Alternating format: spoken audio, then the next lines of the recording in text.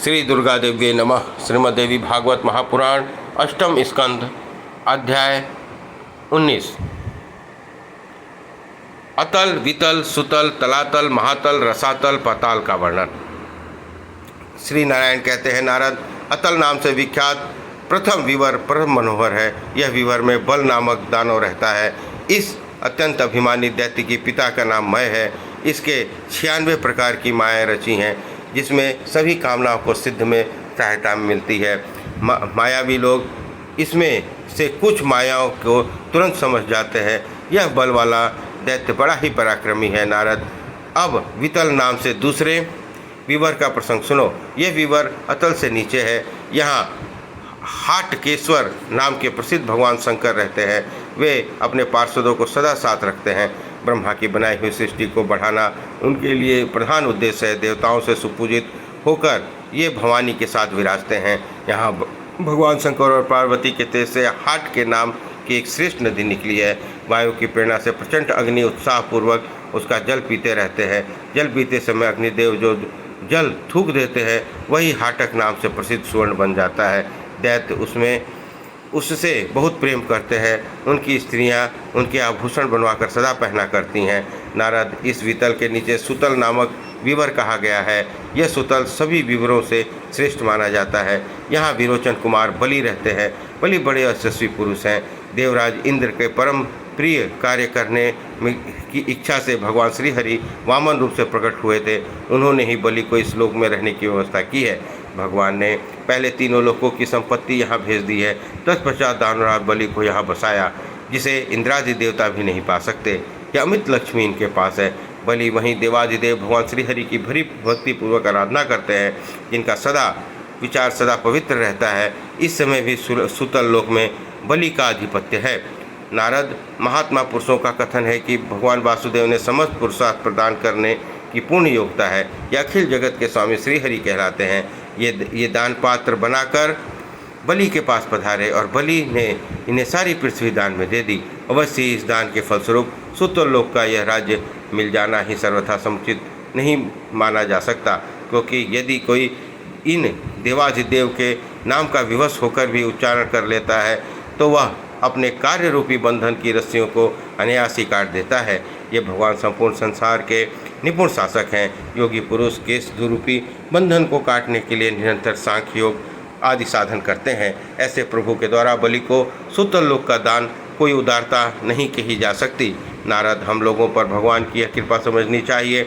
उन्होंने भोगों के मायामय ऐश्वर्य इंद्र को देने के लिए यह प्रयत्न किया था। यह ऐश्वर्य संपूर्ण क्लेशों को हेतु है। इसमें आ जाने पर परमात्मा का स्मरण मन से दूर हो जाता है। भगवान विष्णु साक्षात ईश्वर हैं। उन्हें समस्त उपायों का सहज ही पूर्ण ज्ञान है। छलपूर्वक याचना करके उन्होंने बलि का सर्वस्व छीन लिया, केवल देह मात्र छोड़ दी। कारण दूसरा कोई उपाय उस समय सुलभ नहीं था। भगवान सर्वसमर्थ तो हैं ही। वे वरुण के पास से बांधकर बलि को इस सुतल लोक में ले गए और उन्होंने उसे वहां बसा दिया। इस समय बलि ने अपना उद्धार इस प्रकार प्रकट किया। बृहस्पति के सदृश मंत्री पाकर भी वे इंद्र बड़े ही नासमझ प्रतीत होते हैं। इसलिए उन्होंने इन परम प्रसन्न श्रीहरि के सांसारिक संपत्ति की याचना की।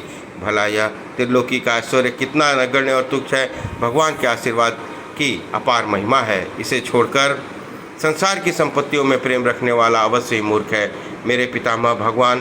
मेरे पितामह श्रीमान प्रहलाद जी भगवान से बहुत प्रेम रखते थे। संपूर्ण जगत का कल्याण करना ही उन्हें अभिष्ट था। अतः उन्होंने भगवान से यही वर मांगा कि मैं हृदय में दास्य भक्ति का उदय हो। उनके पिता वीर पुरुष थे। उनकी जीवन लीला समाप्त हो जाने पर भगवान विष्णु उनकी अतुल संपत्ति मेरे पितामह प्रहलाद जी को दे रहे थे, किंतु भगवत प्रेमी मेरे पितामह जी ने उन्हें लेना स्वीकार नहीं किया। भगवान के प्रभाव की तुलना नहीं की जा सकती। वे अखिल जगत की उपाधि से संपन्न हैं। मुझ जैसा दोषों का भंडार व्यक्ति भला कैसे उनके प्रभाव को जान सकता है। इस प्रकार के विचार संपन्न परम आदरणीय वे दानवराज बलि अब भी सुतल लोक में विराजमान है। स्वयं भगवान विष्णु ने उनका द्वारपाल होना स्वीकार कर लिया है। एक समय की बात है, जगत को रुलाने वाला रावण दिग्विजयी होने के विचार से सुतल लोक में प्रवेश कर रहा था। इतने में भक्तों पर अनुग्रह करने वाले भगवान श्रीहरि ने अपने पैर के अंगूठे से ऐसा झटका दिया कि वो 10,000 योजन दूर चला गया। बलि ऐसे परम उदार श्रेष्ठ पुरुष हैं। संपूर्ण सुख भोगने का सुअवसर उन्हें प्राप्त है। देवाधिदेव भगवान श्री हरि की कृपा से वे सूतल लोक के राजा होकर विराजमान हैं। भगवान नारायण कहते हैं, नारद, सूतल लोक के नीचे विवर के तलातल कहा जाता है, वहाँ दानव राजमय रहता है। वह महान दैत्य त्रिपुर नामक नगर का स्वामी रहा है। त्रिलोक की रक्षा के लिए भगवान शंकर ने इसकी 3 पुरियां भस्म करके इसके यहाँ रहने की समुचित व्यवस्था कर दी। देवाधिदेव भगवान शंकर की कृपा से इसे यहाँ सुखदायी राज्य प्राप्त हो गया। वह मायाओं का गुरु है। इसे अनेक प्रकार की माया संबंधी विज्ञान भली भांति ज्ञात है। संपूर्ण कार्यों में सिद्धि पाने की इच्छा से भयंकर दानवगण निरंतर इसका सम्मान सत्कार करते हैं।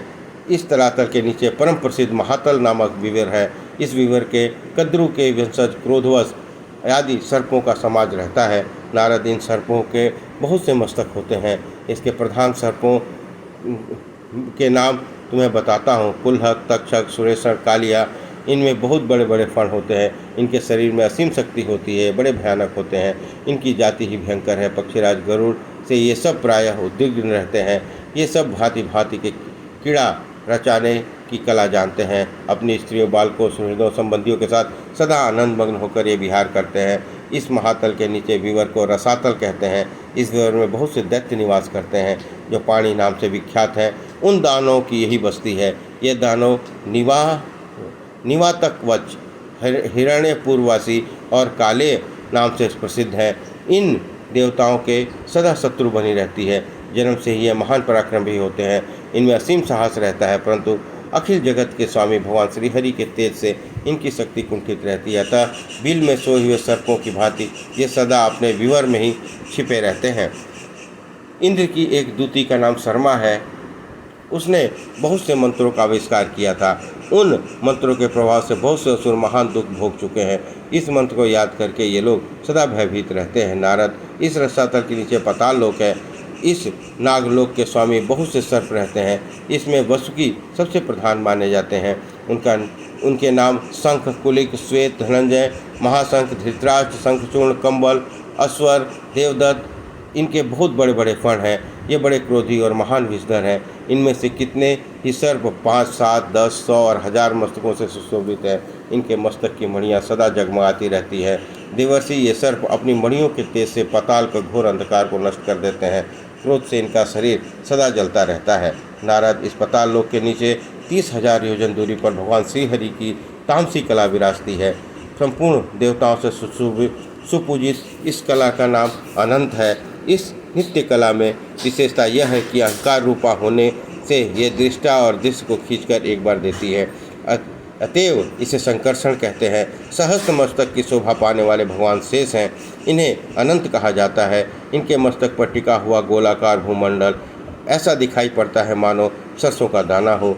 जब समय अनुसार इन प्रभु के मन से जगत के संहार की इच्छा उत्पन्न होती है, तब इनकी भौहें से विवर से संकर्षण नामक रुद्र प्रकट हो जाते हैं। 11 रुद्रों से सुशोभित उनका यह व्यूह है। ये रुद्र तीनों नेत्रों से शोभा पाते हैं। ये स्वयं 3 नोक वाले त्रिशूल को हाथ में लेकर खड़े रहते हैं। इनकी शक्ति की सीमा नहीं है। महान भूतों का अर्थात समस्त जगत का संहार ही इनका मुख्य उद्देश्य है। उन्हें भगवान शेषनाग के दोनों चरण कमलों के नख लाल मणि के समान परम सुंदर हैं। जब बहुत से नागराज एकांत भक्ति से भावित होकर प्रधान नागों के साथ भगवान शेष के चरणों में मस्तक झुकाकर प्रणाम करते हैं, तब इन्हें भगवान के मणिमय नखों के में स्वयं अपने मणि निर्मित कुंडलों से प्रकाशित मुख और सुंदर कपोल और गंड स्थल दिखने लगते हैं। वहाँ नागराजों की बहुत सी कुमारियाँ रहती हैं। उन्हें सुंदर अंक शरीर की कांति बढ़ाया करते हैं। उनकी भुजाएं पर्याप्त लंबी, मोटी, सुंदर और स्वच्छ मनोहर होती हैं। उनके वे परम सुशोभित होकर इधर उधर घुमा करती हैं। चंदन, अगरू, कस्तूरी के आलेप से वे अपने शरीर को सजाए रखती हैं। वे समस्त शेष की कृपापूर्ण दृष्टि और उनके आशीर्वाद की आशा लगाए वहाँ निवास करती हैं। भगवान अनंत का हृदय अत्यंत उदार है। उनके बल और पराक्रम का परिमाण नहीं किया जा सकता। उन अग्नि आदिदेव परम तेजस्वी प्रभु में अनंत गुण वर्तमान है। जगत का कल्याण करने के लिए उन्होंने अमर्ष और क्रोध के वेग को दूर कर दिया है। ऐसे महान शक्ति के परम आश्रय भगवान वहाँ विराजते हैं। सभी देवता उनकी उपासना में संलग्न रहते हैं। देवताओं, सिद्धों, असुरों और नागों, विद्याधरों, गंधर्वों और मुनियों द्वारा निरंतर उनका ध्यान किया जाता है। उनके नेत्र प्रेम के मत से मुग्ध और विह्वल रहते हैं। अपनी अमृतमयी वाणी से देवताओं तथा अपने पार्षदों को भी परम संतुष्ट करना उन प्रभु का स्वभाव बन गया है। वे गले में वैजंती माला पहनते हैं। उनकी यह माला कभी कुम्भला न सकने वाली तुलसी के निर्मल नवीन दलों से सुशोभित है। मतवाले भैरव का झुंड अपनी मधुर गुंजार से सदा उसकी ओर शोभा बढ़ाया करता है। वे देवाधिदेव शेष नील रंग का वस्त्र पहनते हैं, केवल एक कान में कुंडल धारण करते हैं। उनकी अविनाशी अत्यंत विशाल भुजा हल्के कुकुट पर शोभा पाती है। श्रेष्ठ पुरुषों का कथन है कि ये भगवान शेष परम प्रधान देवता है। इनका हृदय अत्यंत उदार है। स्वर्णमयी पृथ्वी उनके ऊपर इस प्रकार सुशोभित है जैसे मतवाले हाथी की पीठ पर हौदा हो। इस प्रकार श्रीमद् देवी भागवत महापुराण अष्टम स्कंद अध्याय 19 और 20 संपन्न हुआ। बोलिए दुर्गा महारानी की जय।